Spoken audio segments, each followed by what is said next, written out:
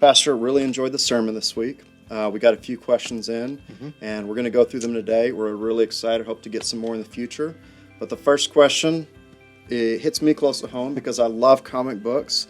And the question is, if Paul were a superhero, what would his powers be? Don't worry, I've given plenty of thought to this question. Maybe too much, but I have given plenty of thought. Do you have any thoughts? Well, you suggested actually one to me that I thought was pretty good, and that was that since like he says in 1 Corinthians, to the Jew I was a Jew, to the Greek I was a Greek, and so forth. So he would be shapeshifter, somebody who could shift shapes. I actually also thought that in light of the fact that he was involved in a shipwreck, that maybe he would be Aquaman or something like that. So that's the best I got. Well, looking at superheroes, it starts in tragedy that turns out to be, so maybe there's something there with Aquaman. The next question we had, when you look at Romans, there's a lot of depth into it, and a lot of what was going on in Rome, similar to America today. There's a lot of as we look at a lot of stuff to look at about America that's really tough. Yeah. How do we not get overwhelmed in that? And where do we start? Because it seems like so much needs to change.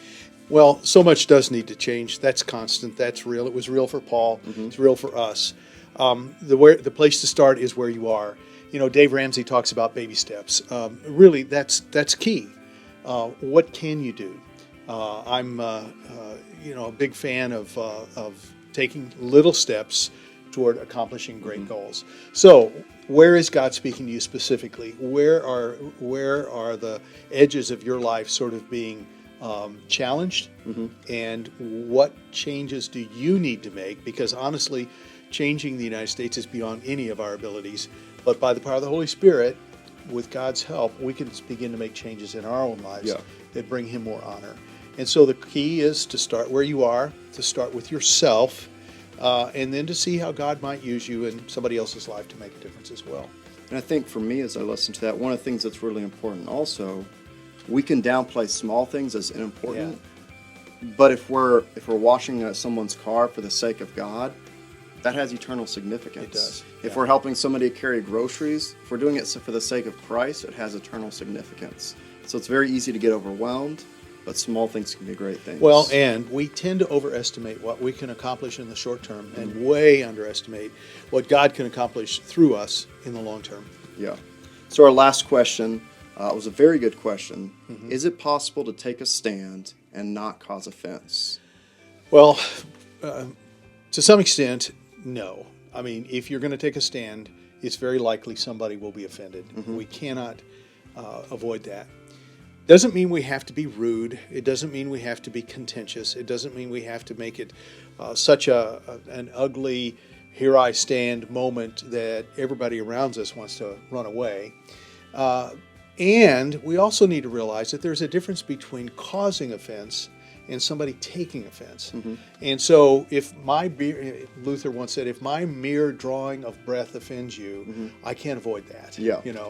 And so while we want to stand for what is true and good and righteous, there may be times when what we stand for does cause offense or people take offense at it. Hopefully, and in fact, Paul brings this out, in terms of the way in which he approaches things with regard to dealing with stuff like this. Hopefully, we do it gently.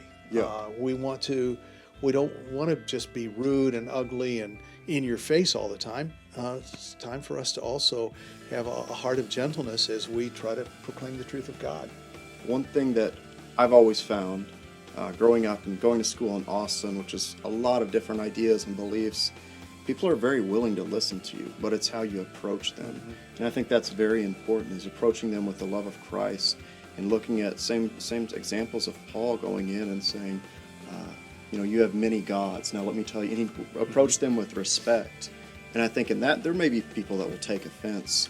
But if you approach them in a loving relationship, I think that has a massively different context on whether or not they'll receive it well. And if our conscience is clear, then we're far more able to stand strong in our beliefs. If we're not doing it to make somebody feel bad, if we're not doing it just to prove a point, then we can have a clear conscience, and we can, I think, be far more effective tools for the cause of the gospel in that way as well. So, we need to take a stand, but we don't need to be ugly. Yeah. Well, great questions. Looking forward this Sunday to getting some more. You'll see the what to text and the number this Sunday on screen. We'd love to get more questions and look forward to talking next week. We'll see you later.